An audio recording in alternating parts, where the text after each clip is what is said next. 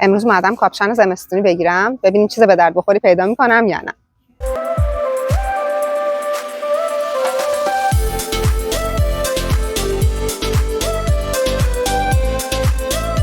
سلام، من پونم از اتاوای کانادا. امروز اومدم کاپشن بخرم. گفتم که بیام این نکاتی که خودم موقع خرید کاپشن بهشون توجه میکنم و به شما بگم، چون به نظرم خیلی نکات به درد بخورین. خوبی که کاپشن خریدن داره اینه که لازم نیست حتما چیز مارک بگیرین. خوبه ها اگر بتونین مارک بگیرین، ولی اینقدر اهمیت دار نیست که بگیم حتما مثلا کندیان گوس باشه. بقیه چیزا نمیتونن اون چیزایی که ما میخوایم رو تامین بکنن. به خاطر همین نکاتشو که بدونیم میتونیم یه چیز خوب بخریم. حالا سه تا چیز هست که به نظر من خیلی مهمه که بهشون توجه کنیم، که به ترتیب بهتون میگم. حالا یکیش اینه که وضعیتی که نسبت به باد داره. بچه‌ها توی کانادا خیلی باد میاد و بیشتر سرمایه هم که ایجاد میشه به خاطر همون باده. به خاطر همین حتما یه کاپشنی بگیرین که ویند پروف باشه، یعنی به حالت بادگیر داشته باشه و نسبت به باد مقاوم باشه. یه چیز دیگه که مهمه، وضعیتی که اون کاپشن نسبت به آب داره، که سه حالت داره دیگه. من قبلا توی ویدیوی درباره پوتین خریدنم اینو گفتم. یا واترپروف هست، یا واتر رپلنت، یا واتر رزیستنت. که واترپروف دیگه بهترین حالتشه دیگه. اصلا توی کاپشنتون آب نمیره، خیس هم نمیشه سطحش. به خاطر چی میگم باید این مهمه؟ به خاطر اینکه اینجا به خاطر هم علت باد که میاد، اصلا شما نمیتونین چتر دست بگیرین. یعنی این باد و بارون و برف و همه چی از پایین، یا اصلا داره بارون از پایین میخوره تو صورتت. اصلا نمیدونم چرا واقعا. خب این چترش فایده نداره. بعد اون قدم باد زیاده که چتر قشنگ برعکس میشه. خب پس این چتر که اصلا نمیتونین دست بگیرین. پس مهمه که اون چیزی که میگیرین ضد آب باشه. پس اگر تونستین که واترپروف بگیرین. حالا اگه واترپروف نبود و شما اینقدر تو فضای بیرون نیستین، مثلا نمیدونم 4-5 ساعت تو فضای بیرون نیستین، واتر رپلنت هم کافیه و آب حالا کمتر داخل لباس، یعنی اصلا فقط لایه روی خیس میشه و داخلش آب نمیره. ولی اگر اونم گیرتون نیامد، دیگه حتما واتر رزिस्टنس باشه. یعنی چیزی نخرین که مثلا قشنگ خیس بشه، چون واقعا اذیت میشین، سردتون میشه.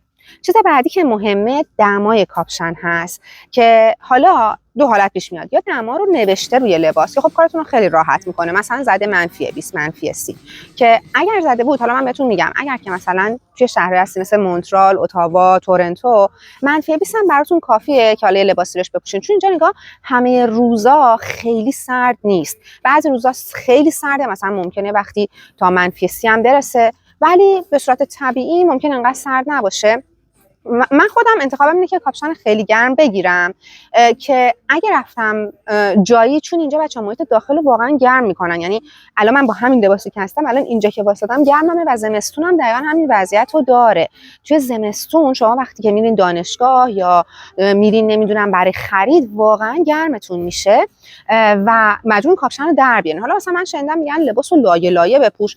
خب اگه مثلا شما 4 تا لایه لباس پوشیده باشی، حالا وقتی میای داخل باید همون 4 تا رو در بیاری و همه رو بگیر دستت. پس من تصمیمم این بوده که یه چیزی بگیرم که کامل گرم باشه و فقط بخوام یه تیشرت زیرش بپوشم، که من واقعا هم 2 سال پیش زمستونا دقیقاً همین کارو می‌کردم. پیشنهادم اینه که شما هم این کارو بکنید.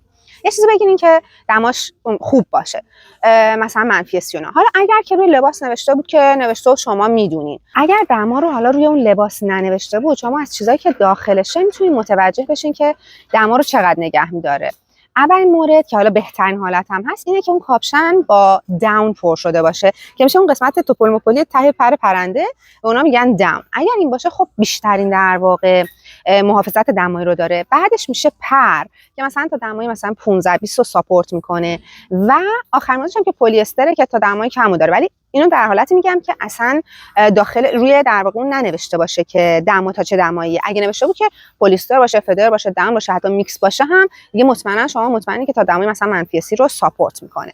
بریم ببینیم که من توی زار لباس به چی توجه میکنم. اولین چیزی که خب خیلی مهمه، اگر بتونین یه کاپشن بلند بگیرین خب بهتره. یعنی بلند مثلا تا بالای زانو خیلی خوبه. حالا اگرم نشد یه حداقل تا زیر باسن رو بگیره که بتونه یه گرمای خوب برای شما تامین بکنه. بعد که آدم مثلا پوتین پاشه و اینا و لباسش هم تا اینجا فقط انگار این قسمت بیرون میمونه، که حالا با همون شلوار معمولی یا شلوار گرم که بپوشین میتونه در واقع براتون گرمایی که لازم هست رو فراهم بکنه. حالا اگرم که یه چیز بلند میگیرین بچه حواستون باشه پایینش خیلی تنگ نباشه، چون شما توی زمستون مجبورین کامل زیپ و اینا رو ببندین، بعد راه رفتن کم سخت میشه. یا مثلا حالا یه چاک داشته باشه یا نمیدونم دکمه داشته باشه که هم بتونین بازش کنین هم ببندینش، اینجوری باشه. اگرم که کوتاه میگیرین که خب یعنی منظورم که کوتاه که نیست، کوتاه تا مثلا زیر باسن هم میگیرین که خب دیگه اون مشکلات رو ندارین. یه چیز دیگه هم که باید بهش توجه بکنین وزن لباسه، چون که آدم توی زمستون میخواد هم کفش بپوشه، همین کاپشن رو بپوشه، هم چیزای دیگه. خیلی چیزی که میگیرین سعی کنین سنگین نباشه که راه رفتن رو براتون سخت بکنه، چون خیلی وقتا آدم مثلا کیف و کوله و چیزای دیگه هم همراهشه و این وزن خب خیلی زیاد میشه و سخت میشه برای آدم.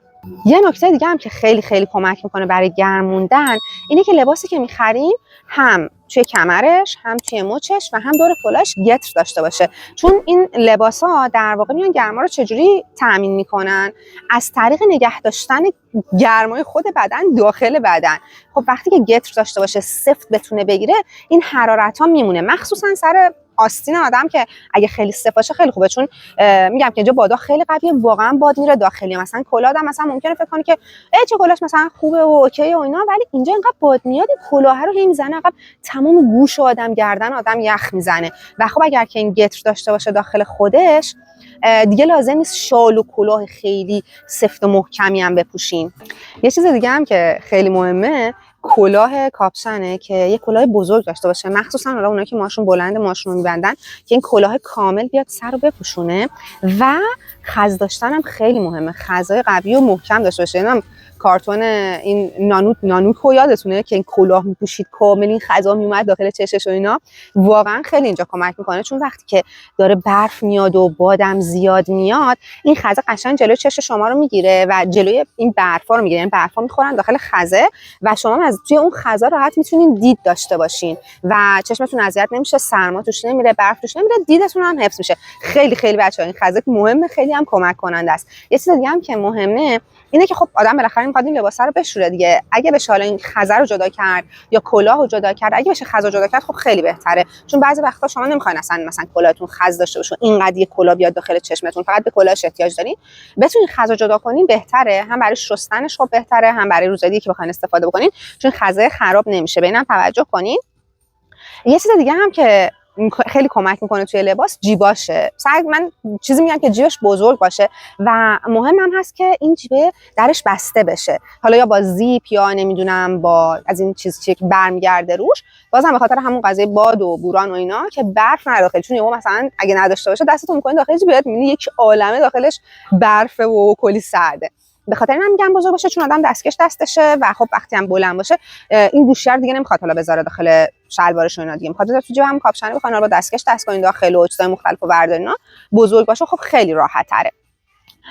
مثل دیگه هم که خوبه اون کاپشن داشته باشه اینه که طبعا دو لایه بسته بشه، یعنی یه زیپ داشته باشه و یه چیزی هم بیاد روش که در واقع باز باد کمتر وارد بشه از لایه اون زیپ یا مثلا همون برف و اینا. ولی حواستون باشه که چسبی نباشه، چون وقتی چسبی مثلا یه شالی چیزی داشته باشین یا حالا دستکش اینا، این چسبی میچسبه به اون لباس و اصلا خرابش میکنه، کاپشن یعنی اون شال گردنتون یا دستکشتون رو خراب میکنه.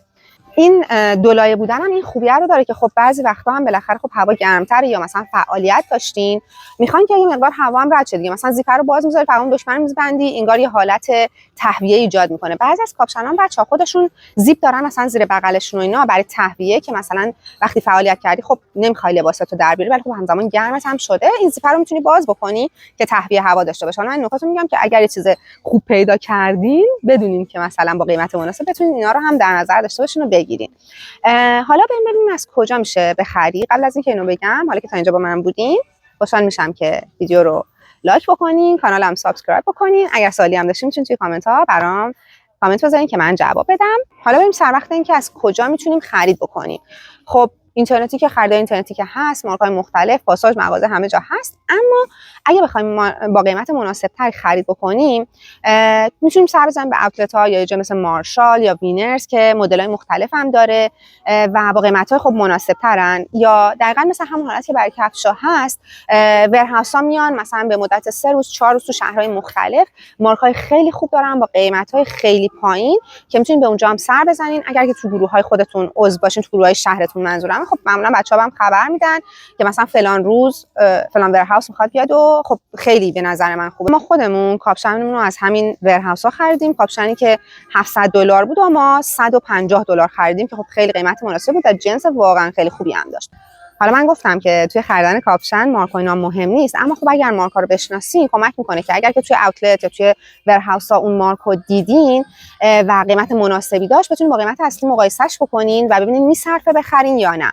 مثلا مثل هیلی هانسن که حالا به اچ معروفه اینجا که خیلی خیلی مارک خوبیه و توی لباسای زمستون و کلا محصولات زمستون منظورمه، یا پاژار یا مایکل کورز یا دیگه نورس فیس، کلمبیا، این مارک‌های خیلی خوبی ان که اگر که تخفیف خوبی روشون بود و گیرتون اومد، خب به نظر من بهتر از اینه که حالا بخواید یه برند نونیم بخرین که اونم نونیم هم اگه بخواید بخرین بوده 130-40 باید هزینه بکنین، اما اینا رو ممکنه وقت تخفیف بزنن مثلا با 200-300 بتونید چیز خیلی خوب بخرین که قیمت اصلیش ممکنه مثلا 500-600 یا 700 باشه. خب یه چند تا از قیمت‌ها رو هم با هم ببینیم که دستتون باشه حدود قیمتی. هرچند اونجا از اونجایی نیست که خیلی هم تخفیف دارن، اما بازم ارزون تره. مثلا این مارک HH زده قیمتش حداقل 320 اگه بخواین از فروشگاه خودش بخرین، اما اینجا قیمت گذاشته 199.99 سنت. مارک تامی این یکی گفته این حداقل $185 ولی اینجا داره میدهش 129.99.